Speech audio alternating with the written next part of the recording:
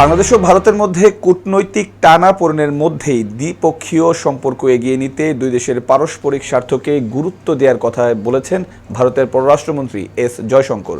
তার মতে কোনো সম্পর্ক তখনই কার্যকরভাবে এগোয় যখন উভয় পক্ষের স্বার্থ বিবেচনা নিয়ে একটি অভিন্ন জায়গা বা সমঝোতার ক্ষেত্র তৈরি করা হয়।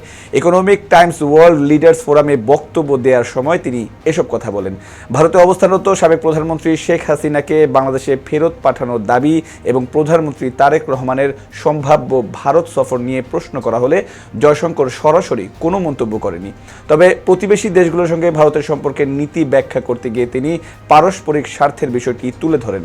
জয়শঙ্কর বলেন, কোনো দ্বিপক্ষীয় সম্পর্ককে কার্যকর রাখতে হলে উভয় দেশের জন্যই সেখানে কিছু সুবিধা থাকা প্রয়োজন। একটি দেশ কেবল নিজের স্বার্থ অনুযায়ী প্রতিবেশী দেশের কাছ থেকে সবকিছু প্রত্যাশা করতে পারে না।